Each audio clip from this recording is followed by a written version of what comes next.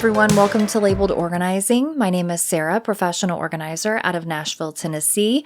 I also accept online clients. So if you're interested in working with me, you can go to my website at labeledorganizing.com, click the contact button, and we can talk about your project. Okay, so just a couple of quick housekeeping things. I am no longer servicing the Atlanta, Georgia area. So if we have talked in the past about me coming to help you in Atlanta, then obviously we will make that happen. But I am no longer taking new clients in Atlanta. As I mentioned before, over the summer, I will be in Indianapolis a couple of times. So if you're in the Indianapolis area or if you're in Louisville, Kentucky, then feel free to reach out to me. We can talk about anything that you have going on, even if it's a quick consultation. I do free 30-minute consultations one time, and then I do paid 1-hour consultations. And if you just need somebody to consult with from time to time, I do online consulting, pretty much anything that you could think of. We can FaceTime, we can talk on the phone, whatever is helpful for you. If you want to send me a diagram, a picture, anything like that, we can talk about that, and I can help you at least get to the next phase of whatever you're working on. So this is the second episode that we are doing this on YouTube as well. I am trying a new little backdrop here that clearly needs to be ironed. So I apologize for that. Part of the whole setup when you're doing audio is you want to have good sound, and you also want to have, a good recording space. And I have a pretty decent recording space. It's just I'm trying to close things off. I don't want to go to like a full-fledged recording booth, but I am doing a lot of different things right now just to try to improve the sound and, getting a little bit more equipment and stuff like that. So if you're watching on YouTube and you're like, it doesn't look like much of a setup, well, this is just the second episode that we're doing this for video as well as audio. And if you haven't subscribed to the YouTube channel yet, I highly encourage you to go to YouTube and find us under Labeled Organizing. And every follower, every subscriber, every like, every comment just helps the channel overall. It's taken me a while to get there just because sometimes it's nice to just sit and close my eyes and talk into the mic and not have to worry about video. But it also is helpful because I'm going to show you some things at times. I want to start doing more with product recommendations, book reviews. I actually have a product today that I'm going to pull out. Not anything groundbreaking, and I'm sure you'll recognize it once you see it. But if you're somebody that's just more of a visual learner, or if you're somebody that just lets YouTube kind of play as you're doing stuff throughout the house, sometimes it's nice to just listen on YouTube, and then that way you can kind of see things when I talk about them. So I would greatly appreciate if you did that. Our Instagram page, it's so hard for me to keep up with all of that. I am going to have some new things posted coming up. If you ever want to reach out to me and do some kind of collab, you can reach out to me on Instagram. It's just something that I am going to get better at. I've been working with clients. I just finished recording that book for Audible.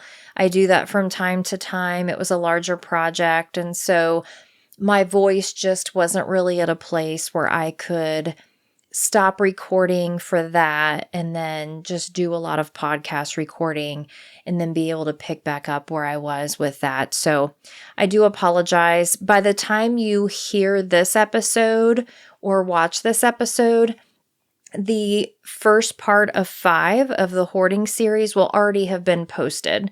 So don't think that I have forgotten about that. That part 1 was recorded probably a week or 2 ago. And then I did the episode for YouTube last time. And then I finished editing the hoarding episode, and now I'm recording this one. So once this one's done, I'm going to go back to just microphone only and do the part 2 of the hoarding series, which is going to be COVID hoarders. I actually think that's probably going to be the most anticipated episode out of the 5. It's going to be the most lighthearted in some ways, just because we can all relate to COVID and we can all relate to just the craziness of what happened when a roll of toilet paper or a roll of paper towels, or just food in general. I mean, it wasn't funny at the time, but just thinking about the currency of how some of those products became just like gold. I mean, if you could get your hands on, a yogurt, there were entire sections that were cleared out. Meat was cleared out, all that stuff. So that's going to be part 2. And then we'll continue on. We're going to have 5 total parts in the hoarding series. And that's going to come in the next couple of weeks, all of the rest of the episodes. So I feel like everything right now is just kind of bottlenecking. It won't be this way forever. It's just going to take some time to get caught up because I've had clients, I've had recording, and I've just had some different things that I'm trying to figure out. It's the end of the school year. Next week is the last week of school for a lot of kids, for my kiddo. And just thinking about the summer and summer camps and, what are we going to do as far as a trip and, when are we going to go see family and all of that great stuff. So trying to organize all of that can be a challenge with schedules if you're working with, another parent and another household and all of that. So with all that said, that's where I am at. Today's episode, I wanted to be a little bit more lighthearted, not necessarily fun, but just because we are talking so much about the hoarding stuff, I'm trying to do other episodes in between that are just kind of just different in general. They don't necessarily have to be like super fun, but they're just different, kind of getting your mind off of some of the heaviness that is hoarding. So a few months ago, gosh, it was before the holidays, I recorded an episode called Is the Container Store in Trouble? Now you're saying, oh, I don't remember that episode. I recorded it, and then when I went back to listen to it halfway through, my microphone must have messed up or something. I'm having this trouble with some of my episodes, and I'm trying to get to the bottom of it. I've got other cords ordered and so forth, but I recorded the whole episode. I talked for like an hour. And it messed up like 7 minutes in. So I couldn't even salvage like 20 or 30 minutes of it. It was completely just not going to happen. And I waited a few weeks and of course still had a lot of the same thoughts and opinions and recorded it again. And I had recorded in between. I had recorded other things. So it wasn't like I just hopped right back on and had the same problem. I recorded some episodes that actually made it to post and then went to do this topic again. And same thing happened. So I don't know if the Container Store people have like some kind of drone that's like hovering outside and they know I'm talking about them, but I'm going to do it again. But today, I'm going to talk more about where the Container Store went wrong. Now, for those of you who have never been into a Container Store and have no clue what the Container Store is, you may not be as interested in this topic, or you may say like, I wonder what this is all about. So last year, I believe it was last fall, the Container Store announced that they were going bankrupt. Now, does that mean they're going to restructure? Does that mean that they're going to close? Like, I think it's still kind of up in the air as to what their future is. But when I first recorded the episode titled, Is the Container Store in Trouble?, they hadn't made that announcement yet. And so part of what I was talking about was the fact that I don't think the Container Store is going in a good direction. And clearly they weren't. I think a lot of people blame COVID. I think a lot of people say, well, all of their stuff was overpriced anyway. I have some other thoughts. I have some completely different thoughts than what most people have, at least most customers of the store have. I haven't talked to many other professional organizers about it. I'm not part of like an organizing group where we chat. I don't do a lot of social media with other organizers. I just don't have the time. Like I don't have the time to be in, networking groups and stuff. Like I'm a single mom. I go work with clients. I come home. I don't even watch organizing shows because I'm just organized out. So if there's anything else going on in regards to this topic, I don't know about it. This is just my own personal opinion. And I was reminded this morning just how frustrated I am with them when I was over in Green Hills this morning in Nashville. Now, let me just kind of set this up for you. I have done organizing in 5 different states.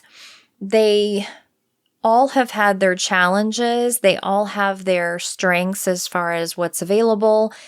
I've also done it for so long that things have changed in terms of what my options even were. I first started in, 2010 it was, and I started in Birmingham, Alabama. I think at the time there was a Container Store. I know that the organizer that I worked for did a lot with the Container Store, so I don't know if she just had it shipped to her. I'm trying to even think where one is down there. I never had to go purchase product when I worked for her. It was just already part of her inventory. So that was something that organizer did, was she actually had kind of like a storage room that had inventory in it, which at the time was very unusual for an organizer to actually have a lot of that built up, because you may have an acrylic bin that's $20 and you may have a client that needs 20 of them. So you can do the math. I'm not going to do it right now. But it's a lot of money just to have sitting in inventory. And obviously, if you're really busy and you know that you're going to use them, that's one thing. But back in 2010, there weren't really that many options. Like most people wanted the exact same thing. Most people wanted clear acrylic everything because that's what looked great. And then you could put a pretty label on it, and you could actually see all of the items in your pantry or in your closet. But those bins were everywhere, and they came from the Container Store. We didn't have Amazon. We weren't shopping for acrylic bins on Amazon. Target hadn't come up with their Bright Room line yet, which we'll talk about Target at some point too. IKEA, I know that. So Indianapolis has an IKEA. Here in Nashville, there is an IKEA in Memphis, and there used to be a company that would actually take a truck to Memphis once a week. So you would actually go to this business's showroom, and it was at least, I would say, 70% IKEA stuff. And they weren't claiming to be IKEA. They were just like, hey, this is what we offer. And then I think they had some other brands there too. I'm not sure if they're still in business or not, but you could go to that store, that storefront, and say, okay, I want this and this and this from IKEA. And then they would drive to Memphis to that IKEA and pick it up. And so I can't remember very many times that we would utilize that service just to go get bins and baskets. Like it was usually furniture. Most people either got their bookcases from that place, which was IKEA, or their, couches or their bed frames. But you had to pay that company because obviously they were, providing a service. They were going to IKEA if you couldn't go there. And that's a couple of hours away. I think there's an IKEA. Actually, there is an IKEA in Atlanta. So that's another option if you want to drive 4 hours. There's an IKEA in Indianapolis, which was very handy for me when I lived up there and was organizing from there. But basically, the Container Store has been I would say, top tier store for professional organizers. They almost go hand in hand. I know for me, I have popped in and out of different Container Stores, and some people, don't know who I am, and that's fine. Other people are like, "Oh, you're back in town," and so it tends to be the place where organizers go to get a lot of product. Now, since COVID, a lot has changed for everyone.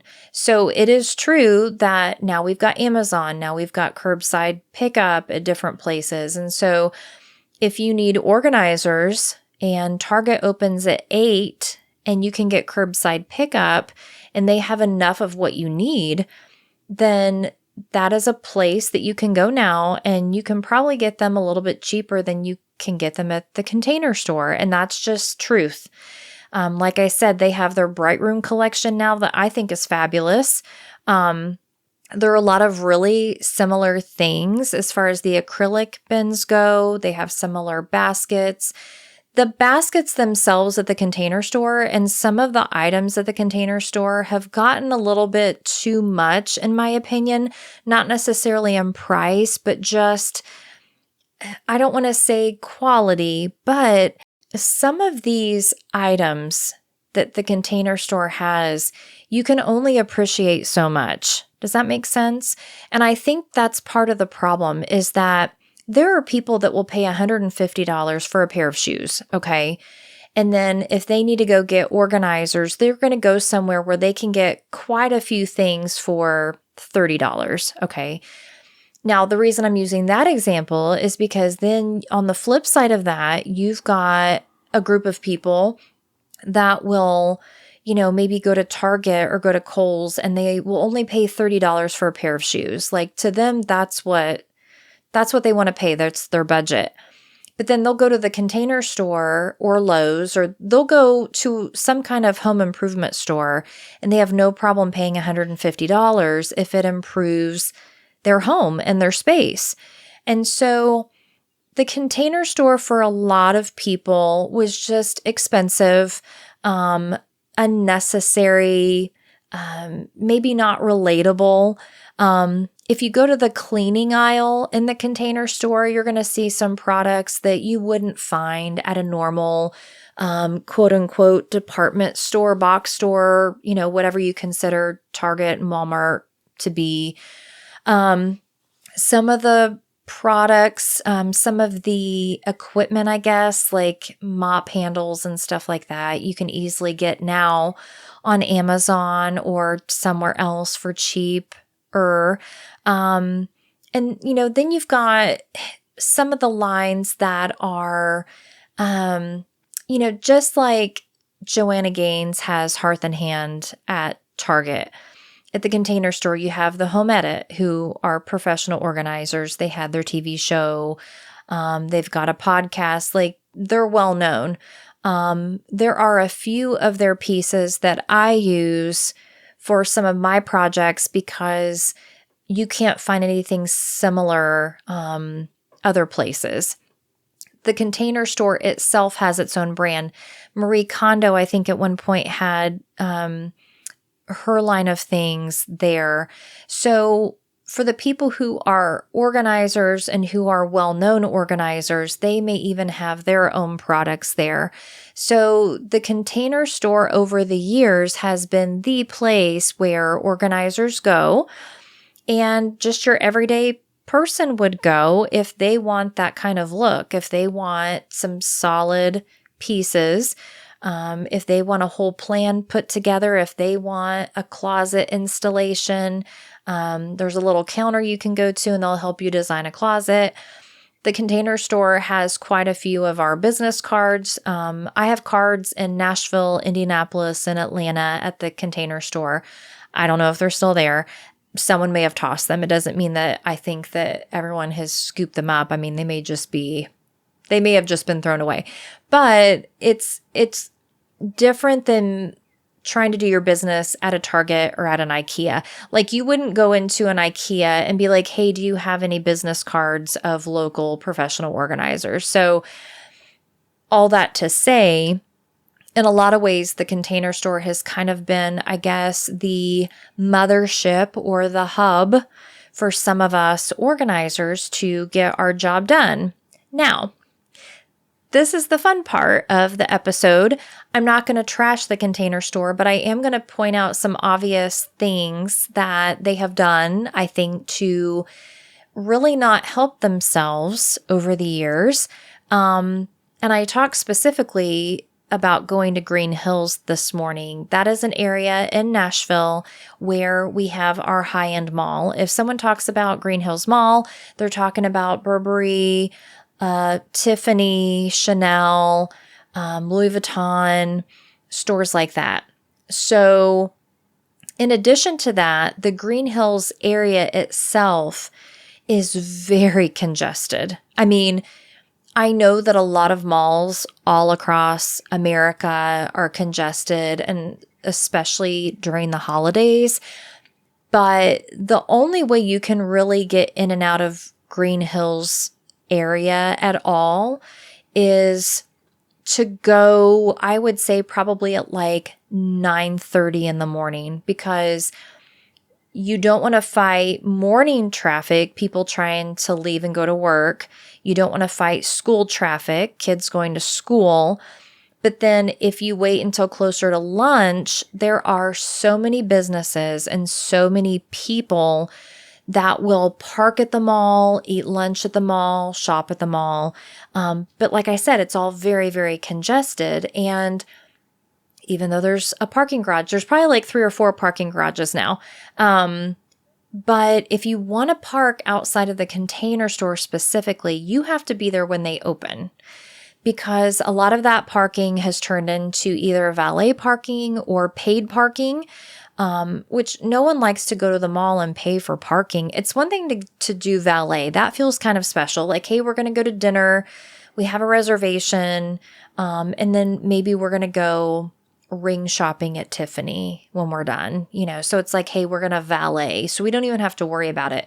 But if you pull into a spot and they're like, hey, scan this QR code, it's not like you're going to a concert. It's not like you're down on Broadway in downtown Nashville and you've got to pay, like $50 for 4 hours. Like, it's just shopping. Like, you're already going to be spending money. You don't want to pay to park anyway. So to go to the Container Store in Green Hills in Nashville is a chore. It's a big chore. And they open at 10, like every other store. It's not like they open early. It's not like they open early like a Lowe's or a Target. They open, they have mall hours. In Indianapolis, that Container Store is in the Keystone Mall area, which is their high-end mall, but they are in a section that's kind of like 2 blocks down, which is still part of the mall area, but you can kind of come in from a back way and get to that one a little bit easier. They are closer to like a TJ Maxx and a Nordstrom Rack and a Barnes and Noble. And so that's a little bit different. Now, that one is stuck in between 2 malls. It's stuck in between their high-end mall and kind of like the regular mall. So anyone coming from either direction, if they are going to the mall, you're going to hit some traffic. But that one is more of like a standalone store. And so unless somebody, unless there's like overflow from like Nordstrom Rack, I think there's like an Italian restaurant there. I feel like it's a little bit easier in Indianapolis to get to that one. In Atlanta, they're in the Avalon Mall area, which is their high-end mall.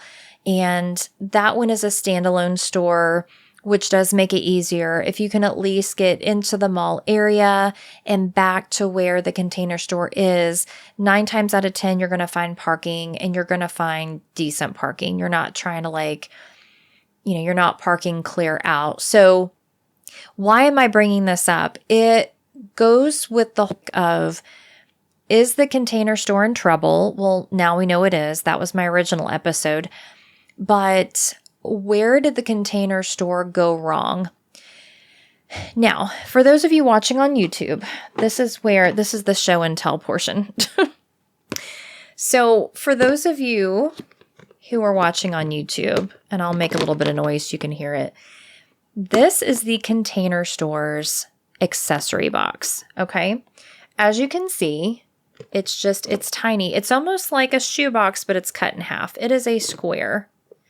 And in this one, I've got my son's walkie-talkies, and then I've got just the little label on it.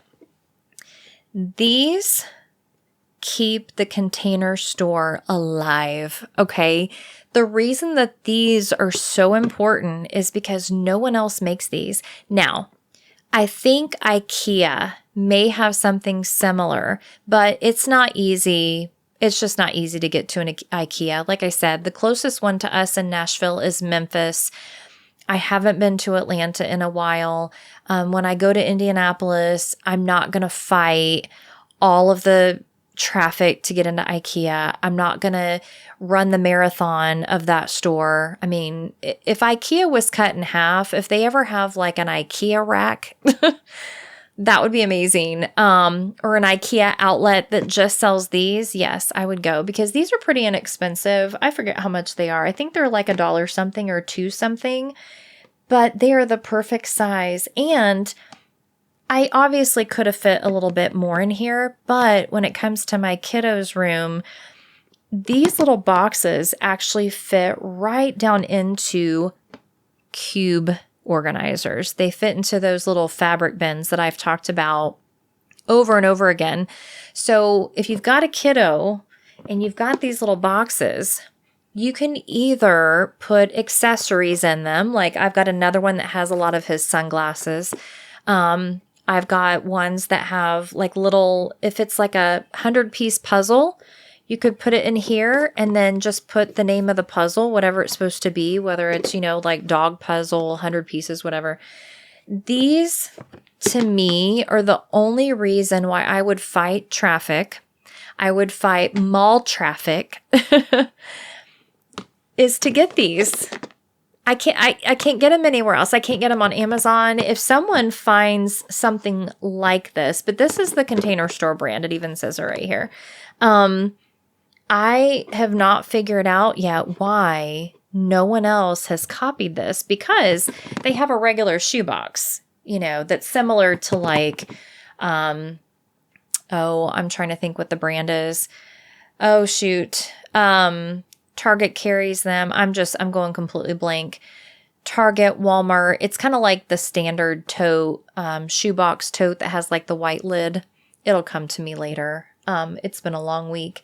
Anyway, this right here, I think, is the only reason why they're still in business. Now, this is a very bold statement, because for a company who has always been the elite when it comes to containers, I mean, it's in the name, they have the most expensive containers. They have a container for everything. If you need a container for, just like that little bitty cord that goes onto your, laptop, it's like an Apple Mac cord. It's like this big. They probably have like a little tube that you could put that in.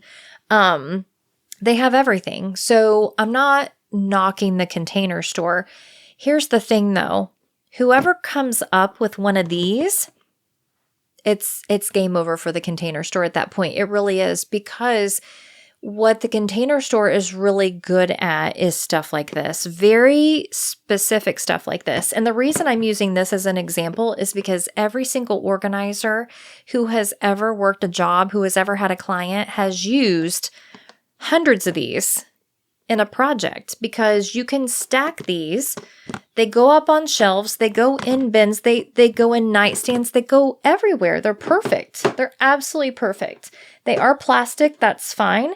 But when you're dealing with kids, you don't want them to have glass. You don't necessarily want them to have wood or even woven baskets. Like plastic is perfect for kids and they're very durable. So they'll last forever if you keep them wiped out. If you've got a storage unit, you can store stuff in them and then put them in bigger totes and then put the totes in boxes. Like the list is endless. So why am I talking about this stupid little square box? Because where the Container Store went wrong was they did not think about the fact that the people who really needed them, like organizers, who are literally popping in and out of there multiple times a week. And I used to. I don't do it anymore. Ever since Amazon, ever since COVID, I won't do it. I don't like the Nashville Container Store. The escalator's always broken. And for anyone listening to Nashville, whether you're an organizer or not, as soon as I say Green Hills Mall, Container Store, escalator, you're going to be like, man, that thing's been broken for like 2 years. They either have one side of it working and you've got to climb up the other side, or it's taped on. I mean, it looks crappy. And so you either have to take the elevator, because it's a 2-story. It's a 2-story Container Store, and it's dirty. They don't dust stuff. The people who have worked there. Now, I'm not talking about everyone who has ever worked there. Over the years, the people who have worked there have not been very pleasant. Now, there have been relatives of other professional organizers who are famous, who have worked there, who have been very delightful. So I don't want anyone to think I'm talking about them. Because there is a father-in-law of an organizer who is very visible, who was very kind to everybody. I don't think he still works there. But I noticed the last time I was there, which at that location was probably a couple of months ago, you can tell that they're having trouble just hiring people that actually want to be there, and who have knowledge. I mean, even if I wasn't an organizer, if I had only been in there 8 or 9 times and got to know just their basic products, and someone said, hey, does anyone know where the sweater boxes are? I'd be like, yeah, they're down at the bottom of the broken escalator. Like, that's where they usually are. And so a lot of the people who I've crossed paths with the last, I'd say probably 5 or 6 months, either don't know where things are, or they act irritated that, someone's talking to them, or, it's just been really bad. So when the Container Store said that they were filing for bankruptcy, I actually thought that the stores would just close and they would be done. Now, the one in Alpharetta, Georgia, is really great. I was there. The last time I was there, I think it was a regional manager who was there. And I just noticed this really peppy management type person bouncing around talking to people. And I, talked to her, and she got one of my cards, and she was really excited to start working with me. And that was before their announcement. And I think she was just kind of doing the rounds, making sure everybody was staying on top of the store and just making sure people were happy. And that's something that I can honestly say the Container Store in Indianapolis has been good about, at least in the last couple of years. There was somebody post-COVID that was just really horrible up there, but I think she's gone. Anyway, so the fact that they have let the stores go is a huge problem, because if all of a sudden Burberry starts, letting some of their raincoats hang off the hanger, kind of weird, or, Tiffany, obviously they're not going to leave just jewelry out, but like if all of a sudden their glass cases have a ton of fingerprints on them every day, the brand itself is not going to look as good. You go into Louis Vuitton and the shoes are, like, even if it's a pair that you just try on, maybe there's a strap that's, really messed up or something. So, you kind of look around the store in which you're shopping, and if you're paying a lot of money for something and you go in there and it's dirty and the people are rude and it's hard to park and it's hard to find time to go in there and it's just a pain, it's a hassle, then no one's going to want to shop there. And yes, they do curbside pickup, but I think you have to spend a certain amount. And then to have shipping, you definitely have to spend, I think like, I don't know, $100 or something. And so, again, if you're watching on YouTube, if I'm going in for like 6 of these because I'm not working with a client, but I'm just doing a project for my kiddo, and I'm like, you know what, I need 6 more of these because I need 3 and 3 in this cube organizer. It's gotten to the point where I just won't even do it. I'll find something else, or I'm like, hey, I'm going to start taking some of those accessory boxes that I've used for just like these walkie-talkies, and I'm going to find a way to store the walkie-talkies and put more stuff in the accessory boxes. So yes, it seems like a very like non-issue, but when you look at why stores are having trouble, I mean, Joann Fabrics, sorry, somebody's car alarm is going. Oh no, we've got 2. That's nice. Okay, hopefully they'll turn that off soon. What was I talking about? Oh, Joann Fabrics was the same way. I remember going into a Joann Fabrics. This was even before COVID, and walking to the restroom, and it was just the restrooms were so outdated. They were so gross. At one point I went up to the manager and I'm like, listen, I do organizing. I, have done commercial cleaning. I said, I don't know who's contracted to work on this stuff, but I will help you. Like, the store just looks horrible.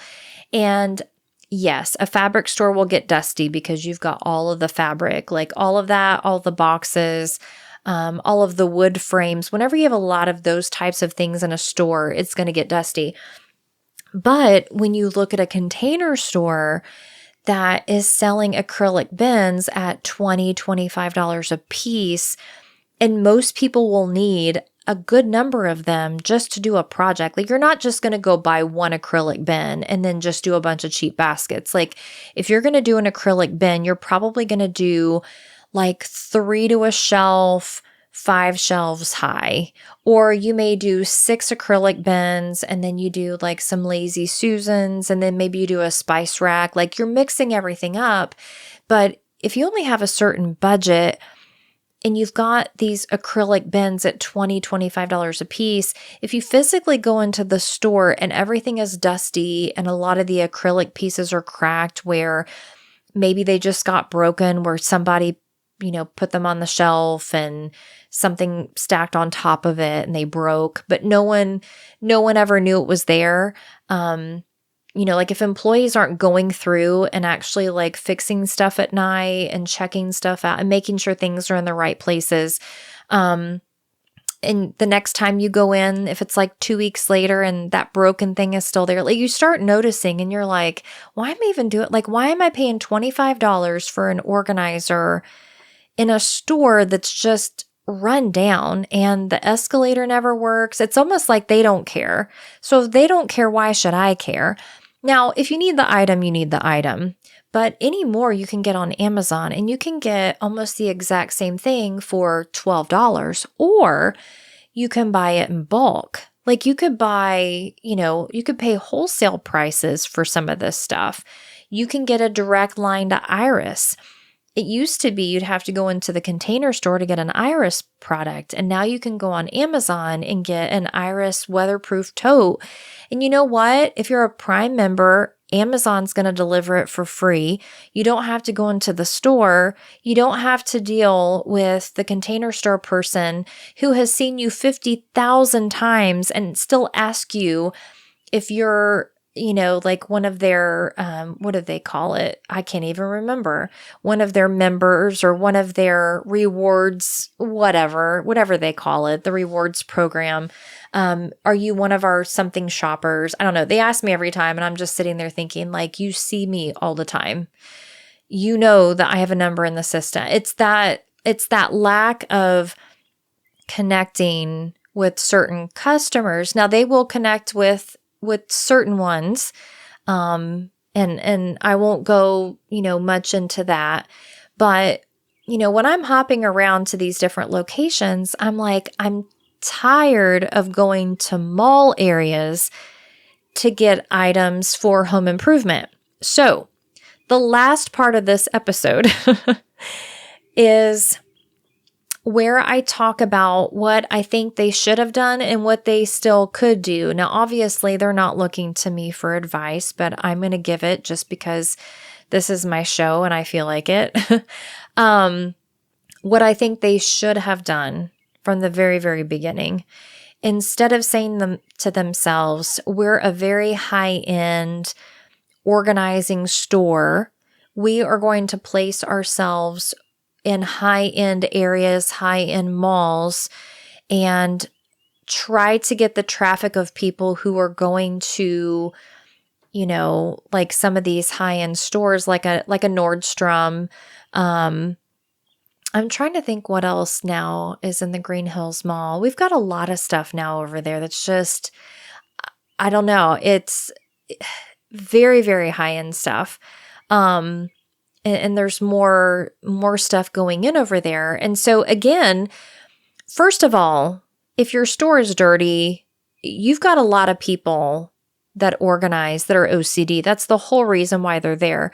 Part of the reason for even having a brick and mortar is to actually allow people to come in and see things up close, because you can set up different displays and people want that.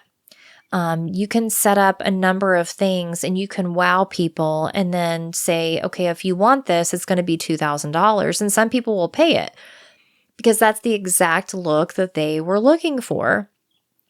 If your store is dirty and everything's spread out and you don't even care anymore about having displays or, just like sample spaces, they actually told me, I think it was last summer. Yeah, I'm pretty sure it was last summer. Went into one of the Container stores. I can't remember which one. I can't remember if it was Alpharetta or Nashville, but I remember one of the store employees, I think it was the Nashville one, was saying that they couldn't even display clothing and shoes anymore because people were going in and stealing the shoes and stealing the clothes. And so anything that was on display for these closet organizers, and they would have like really nice sweaters folded up and put in these drawers to show that, okay, you can keep your sweaters protected in here. Or if you have high-heeled shoes, here's like a little rod that's in this part of the closet, and then you put the heel of the shoe on that. So anything that was a display kept getting stolen. And so it's like, okay, you are set up in a mall area. You're trying to attract really high-end buyers. But I know a lot of people who go shopping at the mall, if they're going to go shopping for like a watch and a pair of shoes and, like a hoodie and, a $200 pair of tennis shoes, they're not necessarily like also thinking, I'm going to go to the Container store. And then if they do, they're going to walk in there and be like, it's dirty in here. I'll just get on Amazon when I get home. And then for clients now have access to Amazon. It used to be, okay, I would sketch out a project. I would, get online or go into the Container store and see what everything was going to cost. And I would give them a budget and say, okay, I can, use my discount to get some of this stuff. And so we would work all of that out. And I've noticed, especially in the last few years, I would put together a plan and use stuff from the Container store. And now people are way more knowledgeable about what is out there and what it costs. And it's not like I'm trying to pull one over on them. It's just that if they're looking for something really specific and I'm like, okay, that sounds like Container store. That sounds like a basket that's part of the Marie Kondo line or whatever it is. And then I sketch that out. They're like, you know what? I like her basket, but I saw something on Amazon. And I'm like, yeah, we can do something off Amazon. Like that's actually easier for me. So my suggestion, again, like I said, I would give is I think that the Container Store can come back. I think they can do really well. I think they've already had to humble themselves. And by that, I mean, they never used to do sales. That was always the kicker was, man, it would be great if they could do some sales and then I can go get inventory. I can scoop up some stuff when it's on sale and have inventory, and not to necessarily make money off of the products, but just to keep the cost lower in general, whether I used it, whether a client used it, whatever. But they've already humbled themselves because they've had to do sales. Especially in the past few years, they may do, back to school sales where they never did before. Or maybe now at Christmas, they're doing a sale on wrapping paper or, just some of the things that they never used to mark down before. And, this has been my thought for years, for a very, very long time, is that it makes so much more sense for the Container Store to set up shop either near a Lowe's or a Home Depot, some kind of home improvement store. So in some of these areas where they've got, maybe like a Home Goods, a Lowe's, and maybe some eating places, and then maybe a block away there's like a Target or something. That's where the Container Store needs to be. It needs to be a freestanding store, and it needs to be closer to home improvement stuff. And they have to open at least 8 o'clock in the morning. They cannot market themselves to the average shopper who is showing up at Vineyard Vines at 10 o'clock on, a Wednesday, during the week. Like, they need to be available for the working organizers who maybe the client said, listen, we want a new closet. We're going to go with Lowe's. They actually have, the system that we really like. They're going to come install it, but we don't like the organizing products like the baskets and bins that Lowe's has. Like, we want something a little bit nicer.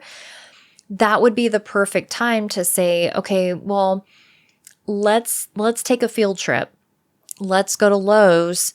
You show me what you guys are going to do, or I'll go with you. If you're having your consultation, I'll go with you.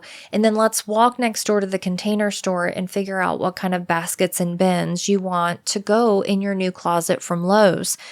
Because not everybody is using the Container Store for closet installation.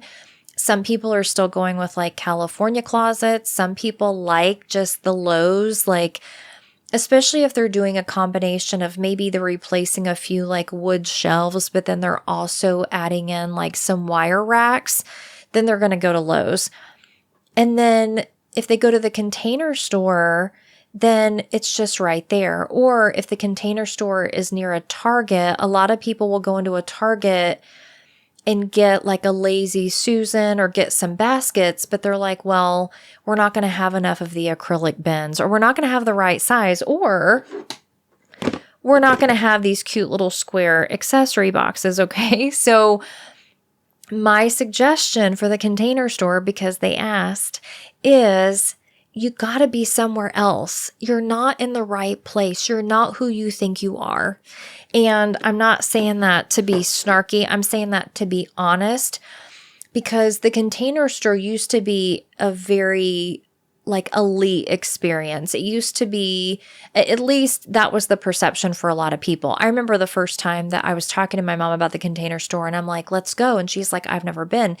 And a lot of people that walk in there for the first time feel very intimidated for no real reason.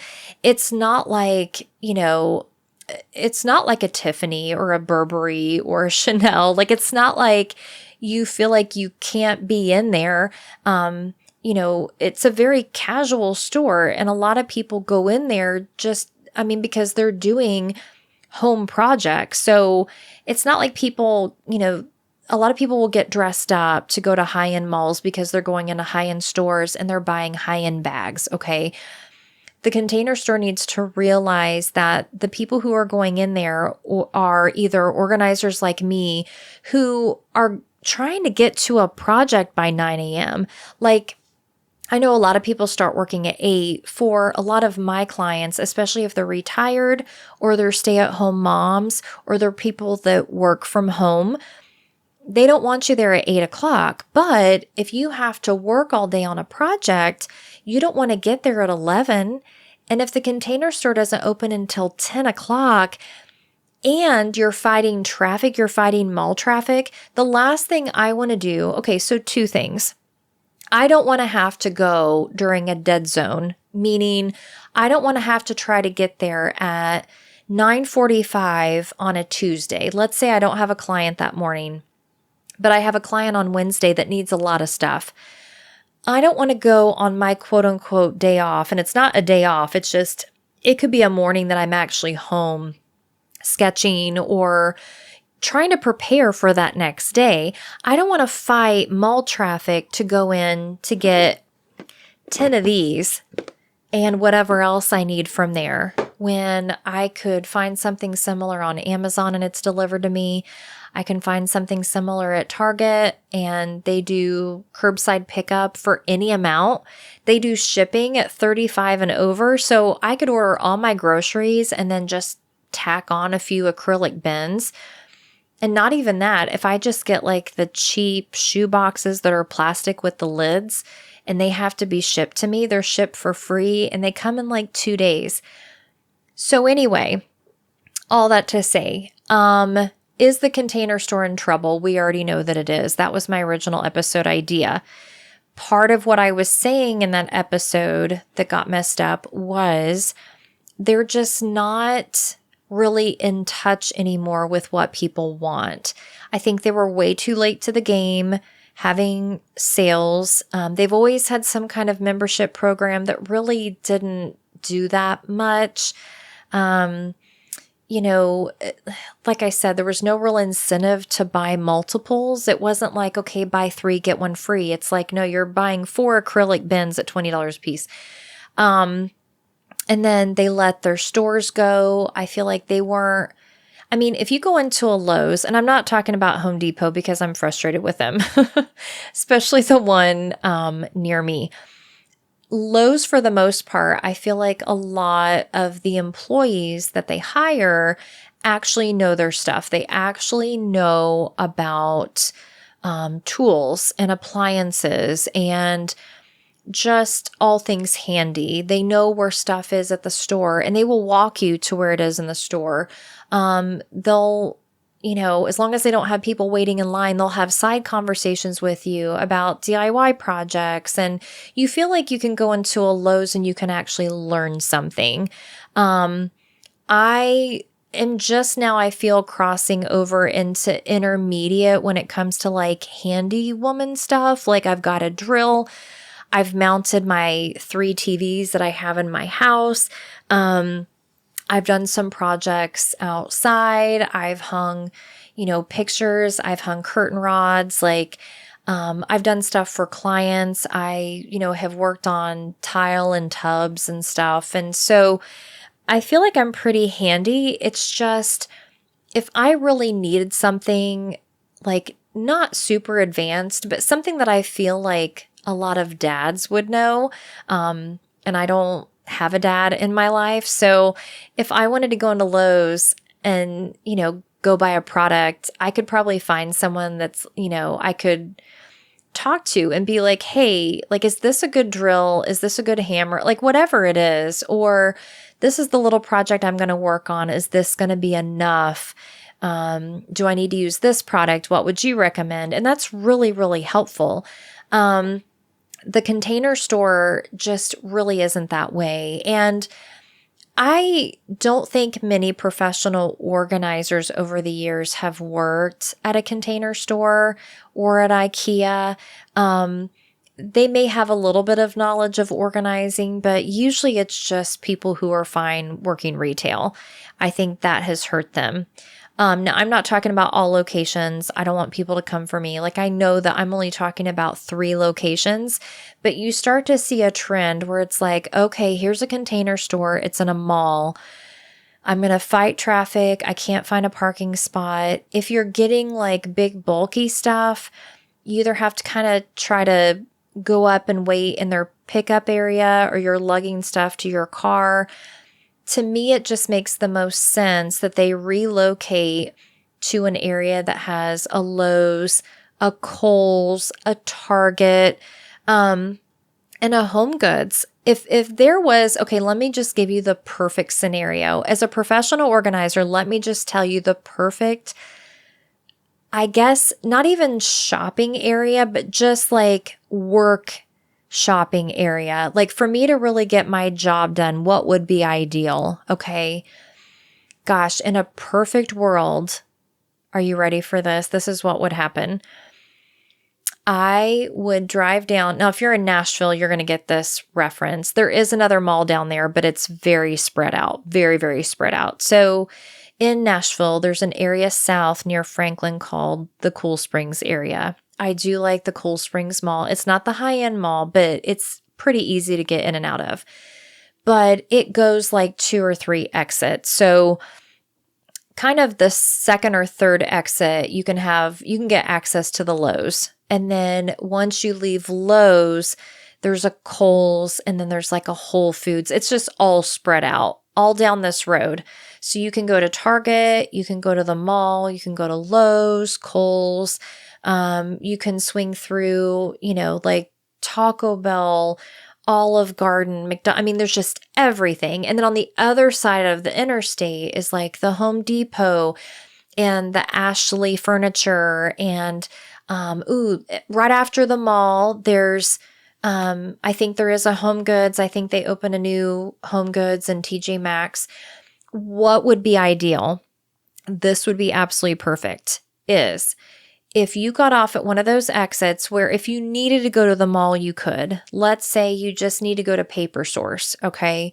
Or, I would go into Williams-Sonoma. That mall has like a Pottery Barn and a Williams-Sonoma, which sometimes I do need to go into. I've given gifts for my clients from Williams-Sonoma.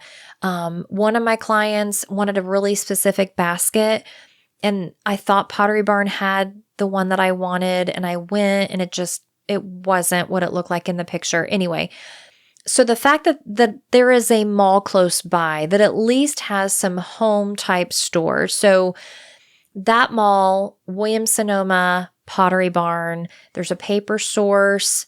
If you need to get, just like like some kind of paper or some kind of just whatever, if you're doing like a craft project, stamps, whatever it is. So you have access to that, but the real great area, what would be perfect is if I had to go to a client and I had to be there by 10, okay? And let's say I needed to get something from Lowe's, like maybe they want like some kind of wire system that's smaller. Maybe it comes in a box and I can do that curbside pickup. Then the Container Store is next door. And I'm like, okay, I'm already going to be at Lowe's. And so I'm going to order 10 accessory boxes, 20 shoe boxes, a couple of sweater boxes. I need 4 or 5 baskets. I'm going to do that curbside pickup. And then right next door to that would be a Target. And it's like, okay, I'm going to get their Lazy Susan and their, kitchen utensil holder because it's black and the Container Store doesn't have that. And then they also want something a little bit quirky as far as like a picture frame, or maybe they want like a basket that's just for their dog and they want like some kind of dog, like a bone or something. Then you would go to like Home Goods, right? You would get something quirky from there, or maybe they want some candles or whatever. And then if they want the decorative part of it, you could have like a Kirkland's. A lot of that stuff is already down there. That would be perfect. That's what they need to do. I think they're paying too much in rent in a lot of these areas in the high-end malls. I think they're paying too much in rent. So I think that's one of the things that happened to them was they were paying way too much for their stores. I think that people found it very inconvenient to get to them. And then I think they were just really overpriced for so long with just no wiggle room, just no flexibility with sales and all of that. And then they just didn't really know where they belonged. Old Navy and Gap and Banana Republic are all the same brand, Athleta. So a lot of times you'll see those 4 stores together. And then those 4 stores tend to be near like, I don't know, like an Express and a Victoria's Secret and, a Bath and Body Works. And so a lot of these stores have worked together to kind of really help each other. You go into like an outdoor mall area or like an outlet mall, you're going to see like a Bath and Body Works outlet and an Old Navy outlet. Like all those things are going to be next to each other. And I think the Container Store really should have categorized themselves a little bit better. They should have aligned with either other decorative stores. Now, the one in Green Hills is right next to a Restoration Hardware. The one in Indianapolis is right next to like an Our House furniture store. I'm telling you, the people who pay a lot of money for organizing aren't always the ones who are going to pay a lot for furniture. Does that make sense? Like I said before, some people will pay a lot for tennis shoes and they won't pay a lot for, organizers. They may go to the dollar store for organizers, but they'll pay $200 for tennis shoes. A lot of the people who spend a lot of money on furniture don't always care about their pantry. The people who tend to care about their pantry, a lot of times that tends to be where they spend the money. So they may have IKEA furniture and there's nothing wrong with it. It's just inexpensive. They may spend less on furniture, but maybe they splurge on their pantry. So I think what has happened is they were a brand that got too big for their britches and they associated themselves with the popular crowd. They hung out on, too many yachts and thought they were a yacht. And people just don't look at them like that. I mean, like I said, years ago, I remember taking people into the Container Store and they're like, oh, like, do I look okay? It's like, you don't have to dress up to go into the Container Store, but it just had this presence about it. It just made you feel like it was a really nice, clean, impressive store.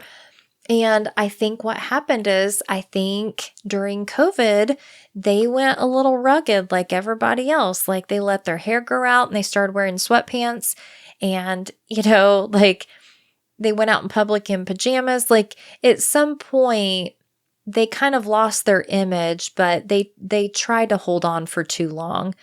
And I think if they had aligned themselves more with a Target, a Home Goods, a Lowe's, other kids in their class that could have helped them out on homework. You know what I'm saying? Like they really could have aligned with these other brands. And I still think that they would be really great today because I'm telling you what, if that store ever goes out of business, I got to find a backup for these.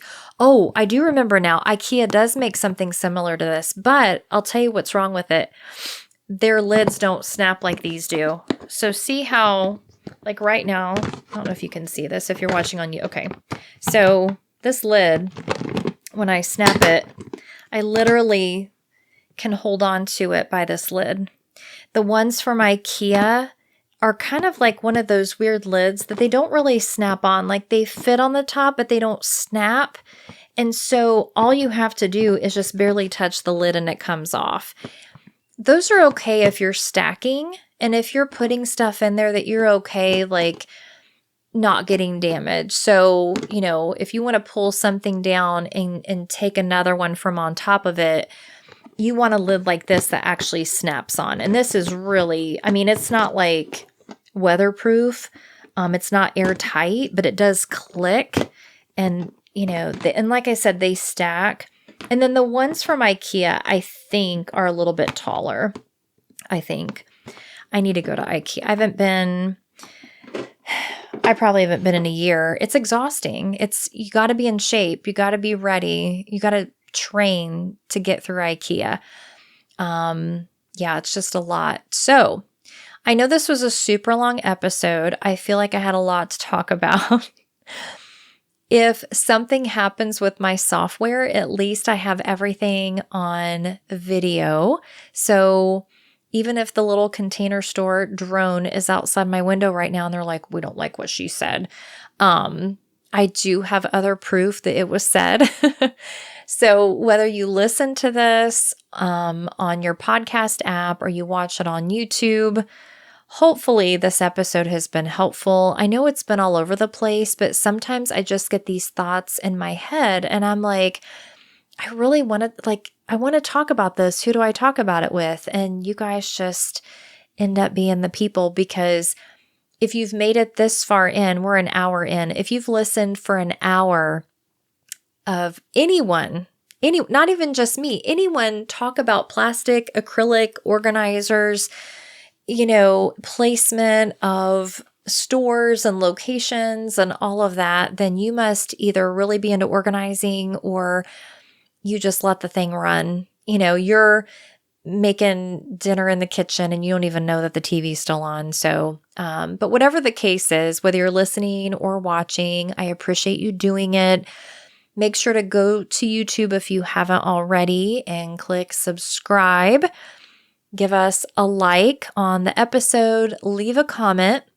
You can contact me at labeledorganizing.com.